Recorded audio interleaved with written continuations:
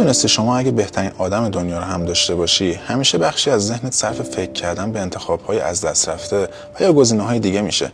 این یعنی تو زندگی ما هر انتخابی که میکنیم، هر چقدر هم که عالی باشه، همیشه ممکنه یه سوگ خاموش به خودش داشته باشه. به عبارت بهتر، شما توی هر چیزی بهترین رو هم که داشته باشی، ممکنه ته ذهنت به خودت بگی شاید گزینه بهتری هم وجود داشت. روانشناسی به این پدیده شکاف انتخاب میگه. یعنی مغز ما طوری تکامل پیدا کرده که همیشه دنبال یه گزینه بهتر میگرده و همین باعث وسواس و تردید میشه.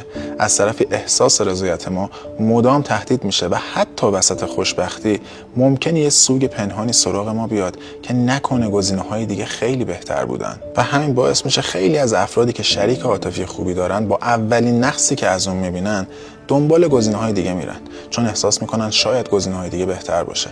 اما راهکار این اتفاق چیه؟ جالبه بدونید که 3 راه خیلی خوب داره. اولین کار شکرگزاری هوشمندانه. یعنی به جای مقایسه با انتخاب‌های خیالی، هر روز 3 نکته مثبت درباره انتخاب فعلیت بنویس. این کار باعث میشه که مدارهای مغز به سمت رضایت شرطی بشه. دومیش پذیرش انتخاب ناقصه. یعنی بپذیری که هیچ انتخابی و هیچ انسانی، حتی خودتو، کامل نیستی. وقتی که این عمیقاً بپذیری، میتونی آدم‌ها رو با نقص‌هاشون هم دوست داشته باشی. سومیش هم مرور ارزش‌های فردیه.